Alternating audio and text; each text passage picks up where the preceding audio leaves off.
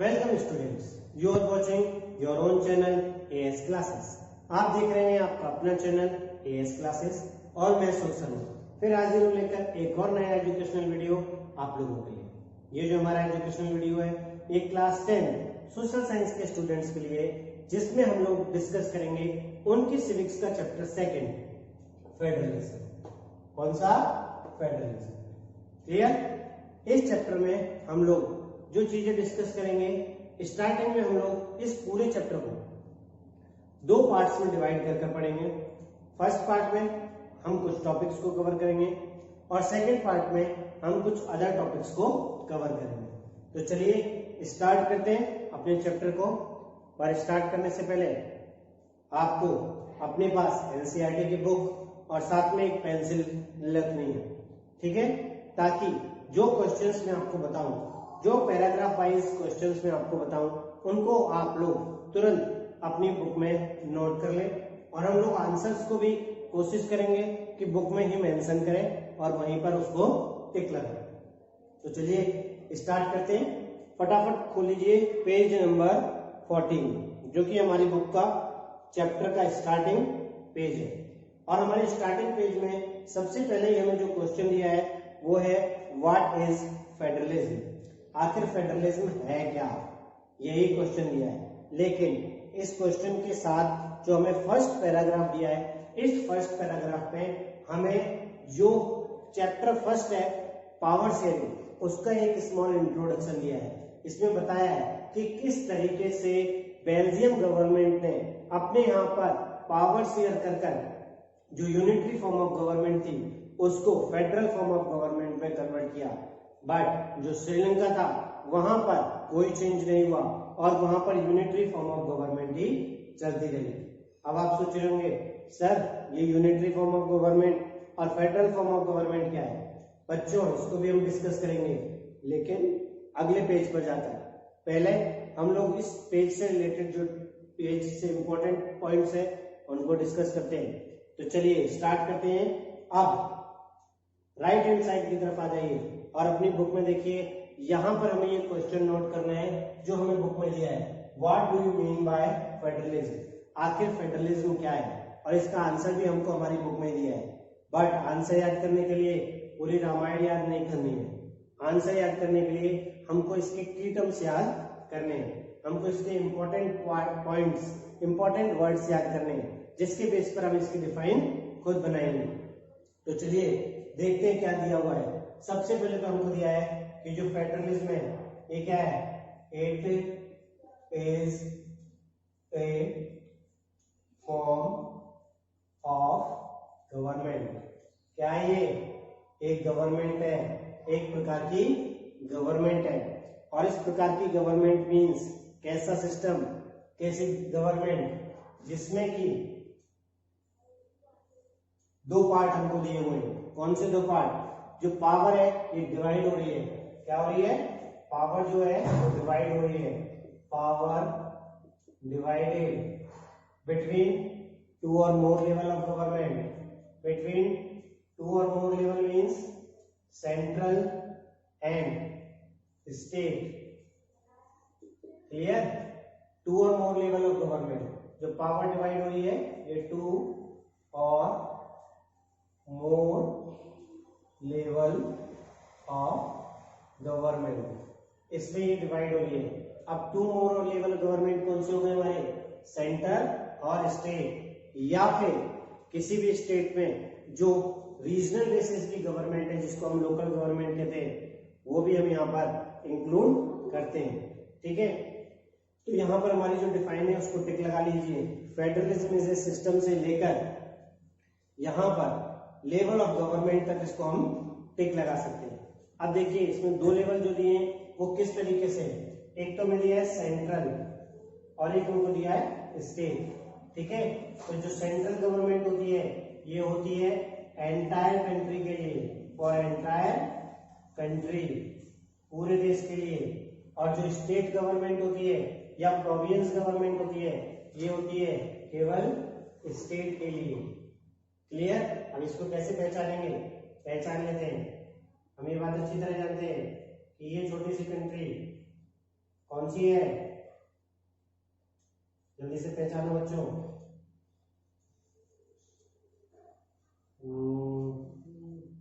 कौन सी है? इंडिया। अब इस पूरी कंट्री के लिए जो एक गवर्नमेंट बनेगी, यानी इस पूरी कंट्री को जो गवर्न करेगी गवर्नमेंट, उसको हम सेंट्रल गवर्नमेंट कहेंगे। ऐसे ही इस कंट्री में टोटल क्या है, कितने स्टेट्स हैं? टोटल स्टेट है यहाँ पर 28 स्टेट्स, 28 स्टेट्स। और इन 28 स्टेट्स में जो गवर्नमेंट बनेगी उसको हम क्या कहेंगे? State government. तो क्लियर है, समझ में आ गया कि जो फेडरलिज्म है इसमें 2 लेवल ऑफ गवर्नमेंट बनती है या 2 से ज्यादा लेवल ऑफ गवर्नमेंट बनती है। एक गवर्नमेंट जो होती है वो पूरी एंटायर नेशन के लिए होती है, और जो दूसरी गवर्नमेंट होती है वो स्टेट या प्रोविंस लेवल के लिए गवर्नमेंट होती है। क्लियर? कोई डाउट नहीं है ना? तो फटाफट से पेज पलट दो और नेक्स्ट पेज की तरफ आ जाओ। और नेक्स्ट पेज में हमको स्टार्टिंग में ही हमारा इंट्रोडक्शन वाला क्वेश्चन जो हमारे दिमाग में अराइज हो रहा था कि what is the difference between EI&F ERANC, difference between unitary and federal, इन दोनों के बीच में हमसे डिफरेंस स्टार्टिंग में ही हमें लग रहा था।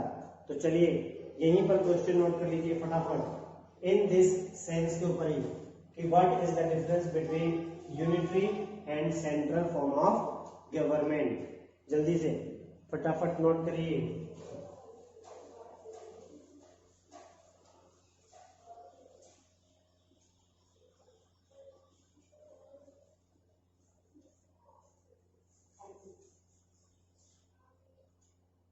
ठीक है, कर लिया? अब देखते हैं आखिर इसका डिफरेंस है क्या। यूनिटरी और दूसरी साइड हमको दिया है फेडरल। ठीक है, चलो बुक के हिसाब से ही देखते हैं। सबसे पहले तो दिया है unitary form, there is only one level of government. तो यूनिटरी फॉर्म में क्या है? One level of government. ये हमारा फर्स्ट पॉइंट हो गया बच्चों। जो ऐसी सरकार जिसमें केवल एक ही लेवल की गवर्नमेंट होती है उसको हम यूनिटरी फॉर्म ऑफ गवर्नमेंट कहते हैं। और हमने फेडरल फॉर्म का पढ़ लिया, 2 or more level of government.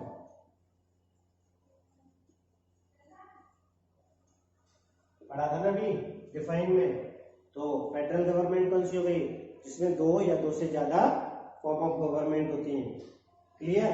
इसके बाद देखो आगे क्या दिया है, central government can pass on order to the provincial और लोकल गवर्नमेंट। जब यहाँ की बात करते हैं हम, तो यहाँ पर क्या है? Second point, central government can pass order to province और लोकल गवर्नमेंट। ठीक है, अब आप सोच रहे होंगे कि sir one level of government है, लेकिन यहाँ पर तो प्रोविंस और लोकल गवर्नमेंट भी दिखाई दे रही है। तो यहाँ पर कंफ्यूज होने की जरूरत नहीं है, इसको हम लोग आगे समझ लेंगे। देखते हैं यहाँ पर क्या है, central government can not pass order to province और लोकल गवर्नमेंट। अब देखो ध्यान से इसको समझ लेना है कि यहां पर तीसरा पार्ट, सेंट्रल गवर्नमेंट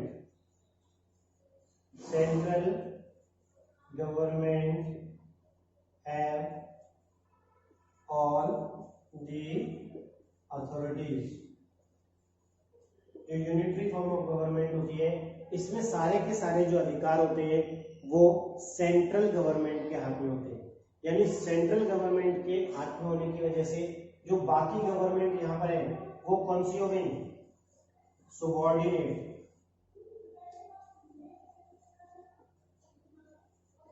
ठीक है। तो अदर पार्ट जो होते हैं, अदर जो यूनिट्स होती हैं वो सेंट्रल गवर्नमेंट की सुबॉर्डिनेट यूनिट्स होती हैं। सुबॉर्डिनेट यूनिट मींस उसके अधीन काम करने वाली units. But federal form of government में ऐसा नहीं है। फेडरल फॉर्म ऑफ गवर्नमेंट में क्या है, तीसरा पॉइंट हम यहां लिखेंगे, तो साफ लिखेंगे central and state government share power with each other,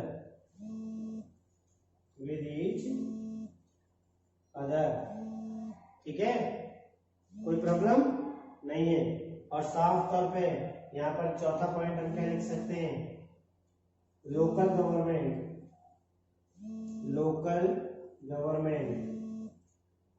not subordinate to central government. ठीक है, ये 3 मार्क्स का क्वेश्चन हमारा आता है।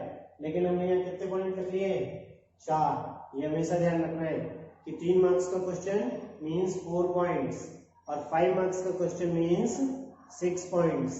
क्यों पता है ना आप लोगों को, ताकि हमारा एग्जामिनर हमारे पॉइंट्स को ऐसे टिक लगाए और ऐसे पूरे नंबर दे दे। क्लियर, चलो आगे बढ़ते हैं। इसके बाद हमें दिया है नेक्स्ट फीचर्स ऑफ फेडरलिज्म। फटाफट इसको नोट करो, फिर आगे बढ़ते हैं।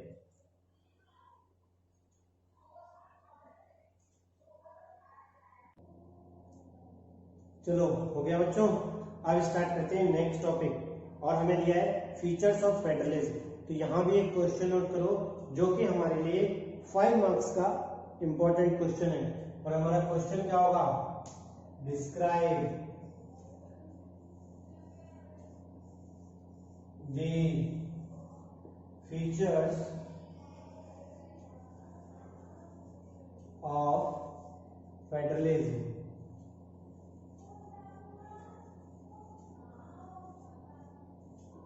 ठीक है, जो हमारा फेडरलिज्म है उसके हमको फीचर्स बताने हैं। और हमारी बुक में टोटल 7 फीचर्स दिए हैं। अब 7 फीचर्स को हमको एक एक करके सारे फीचर्स को समझना है। तो सबसे पहला जो हमारा पॉइंट दिया है, फर्स्ट पॉइंट, उसमें क्लियर बताया और वही डिफाइन जो हमको बताया कि 2 or more level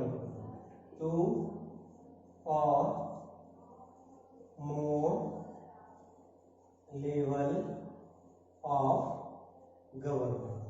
clear, federalism का पहला की फीचर क्या है, 2 or more level of government. और आपको मैं पहले बता दिया है कि 2 मोर लेवल में क्या हो गई, सेंट्रल और स्टेट गवर्नमेंट। इसके बाद देखो सेकंड दिया है, different type of government govern the same citizens. ये हमारा सेकंड पॉइंट है, डिफरेंट टाइप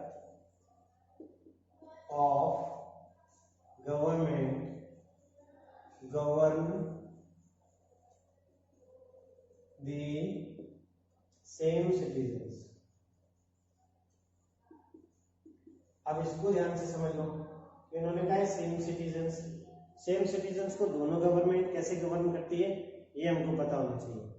अब ध्यान से हमें कैसे समझना है कि हमारे पास एक नेशन है,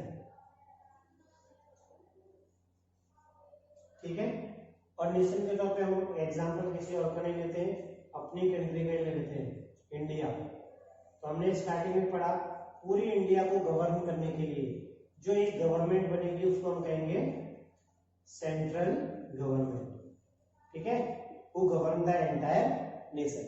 जो पूरे नेशन को गवर्न करनी है वही हमारी क्या है, सेंट्रल गवर्नमेंट। और हमने ये भी पढ़ा कि ये इंडिया जो है इसके पास कितने स्टेट हैं, 28 स्टेट्स हैं। 28 state means 28 state government. Clear, यानी state have their own separate governments.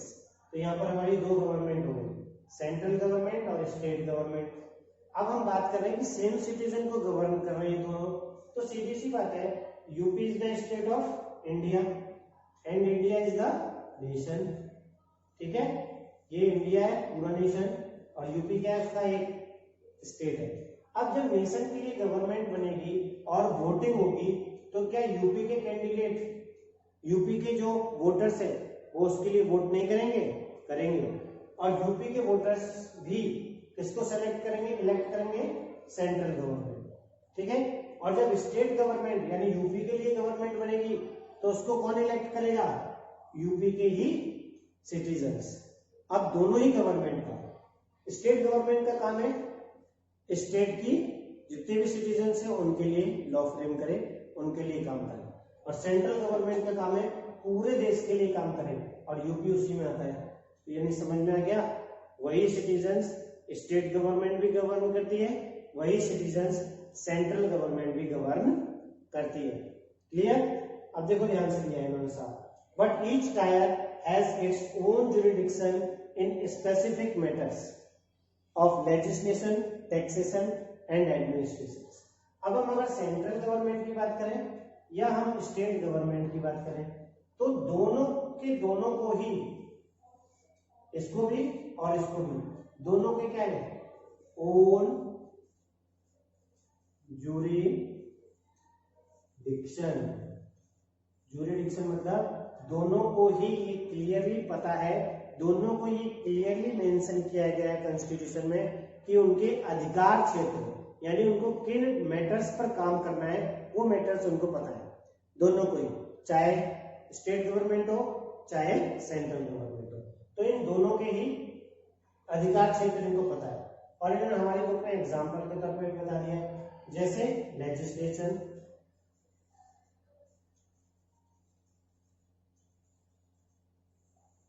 ठीक है, जैसे टैक्सेशन, जैसे एडमिनिस्ट्रेशन।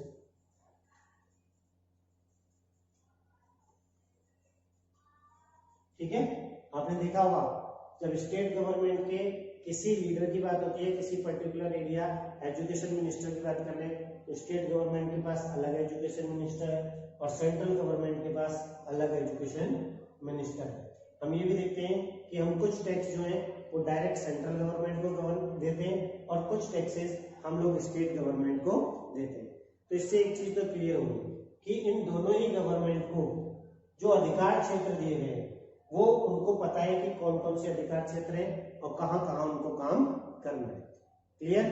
ये था हमारा सेकेंड पॉइंट कि भैया ये जो गवर्नमेंट है सेम सिटीजन्स को गवर्न करती है और इनको पता है कि इनका जो अधिकार क्षेत्र है वो क्या है, यानी दोनों का अपना सेपरेट जुरिडिक्शन है।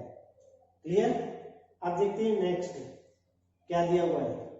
The jurisdiction of the respective level of tier government are specified institution. मैंने बता दिया कि ये कौन कौन से काम करेंगे और क्या क्या काम करेंगे, तो ये हमारे कॉन्स्टिट्यूशन में क्लियरली मेंशन किया गया है, कोई डाउट नहीं है, किसी को कोई कंफ्यूजन नहीं है। So existence and authority of each tier of government is constitutionally guarantee. और ये इसलिए किया गया है कि चाहे ये वाली गवर्नमेंट हो चाहे ये वाली गवर्नमेंट हो, इन दोनों को ही इनके अधिकार क्षेत्रों की गारंटी दी गई है थ्रू कॉन्स्टिट्यूशन। हम जानते हैं कॉन्स्टिट्यूशन क्या है? Set of rule which helps to govern the country, जिसको देश चलाने के लिए जो रूल बनाए गए हैं उसी को हम कॉन्स्टिट्यूशन कहते हैं। और हमारे कॉन्स्टिट्यूशन में इन दोनों को ही क्या अधिकार क्षेत्र दिए गए ये मेंशन है और उनको गारंटी है कि भैया आप इस काम को कर सकते हो, नो विदाउट इंटरफेरेंस, बिना किसी के इंटरफेरेंस के। ठीक है। अब देखिए चौथा पॉइंट हमको क्या दिया है, चौथे पॉइंट में हमको साफ दिया है the fundamental provision of the constitution can not B unilaterally change.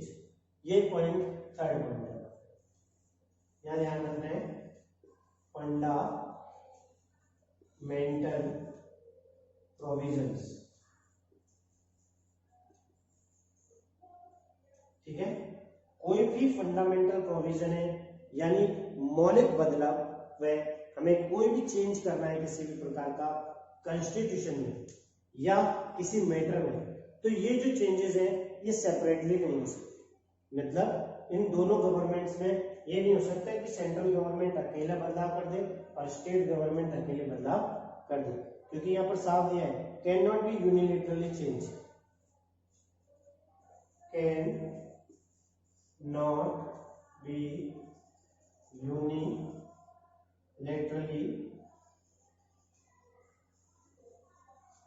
Change.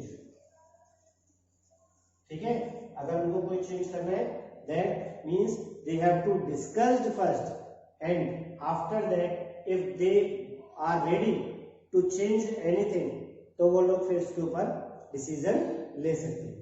और दोनों ही लेवल की गवर्नमेंट को इसको में पार्टिसिपेट करना होगा। अब देखो फिफ्थ पॉइंट जो हमको दिया है, पॉइंट नंबर फिफ्थ पॉइंट में हमको क्या कहा है कि court have the power to interrupt the constitution. जो हमारा कोर्ट है, कोर्ट, इसको क्या दी गई है, पावर दी गई है किस चीज की, इंटरप्ट करने की। किसमें, कॉन्स्टिट्यूशन में। या फिर अगर कोई डिस्प्यूट है किसके बीच में, अगर कोई डिस्प्यूट है अगर सिटीजन्स के बीच में या both the level of the government के बीच में कोई डिस्प्यूट्स है तो court have the power to interrupt between them. उनके बीच में कोर्ट को अधिकार है कि वो इंटरप्ट कर सकता है, वो उनके बीच में डिस्प्यूट्स को सॉल्व कर सकता है। ठीक है, अब इसके बाद देखो हमारा next sixth point number 6, source of revenue for each level of government are clearly specified. Source of revenue ये आपको पता होना चाहिए।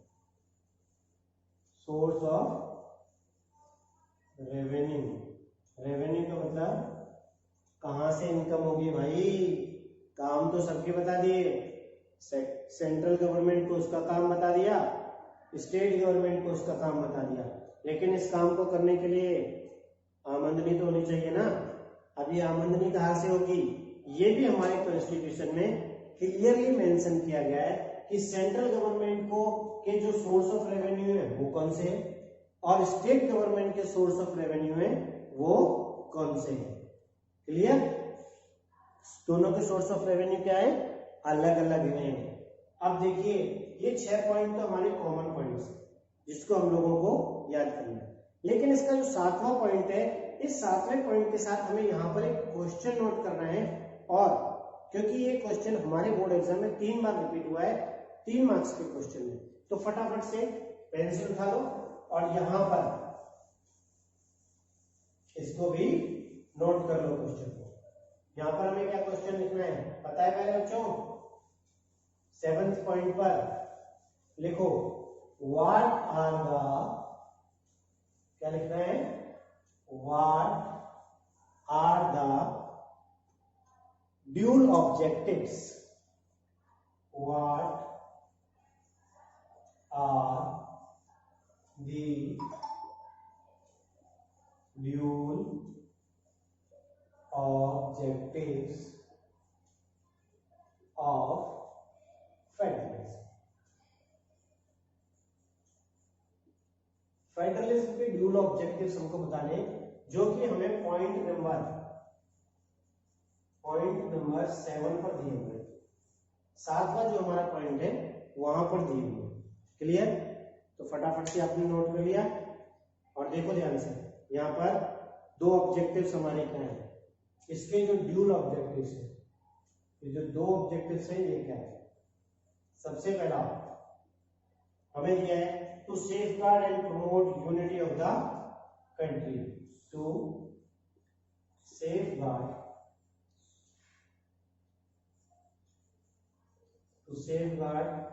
And promote unity of the country.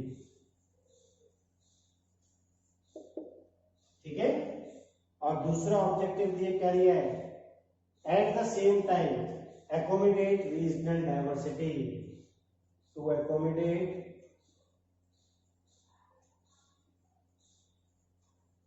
Regional diversity.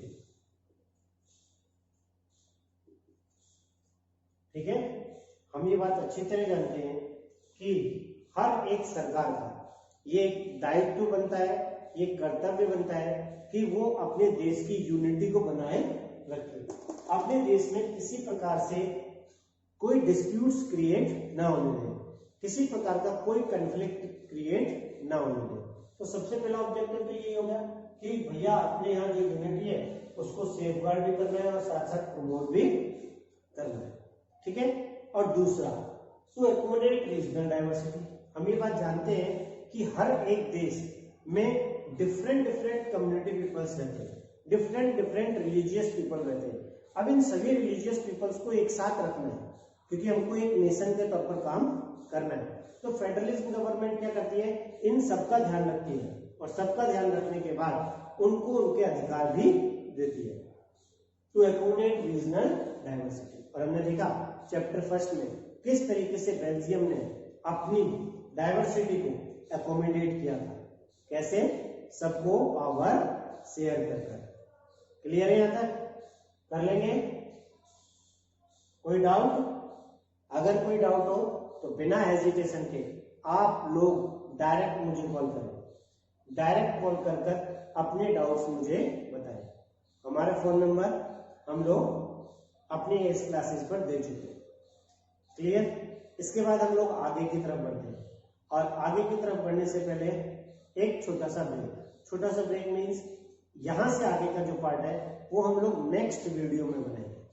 तब तक के लिए आप लोग ये जो टॉपिक्स आपको बताए, ये जो क्वेश्चंस आपको बताए, इनको ध्यान से पढ़िए और इनको ध्यान से देखिए और अपने पास इनको ध्यान से लर्न भी कीजिए, ठीक है। तब तक देखते रहिए आपका अपना चैनल एएस क्लासेस।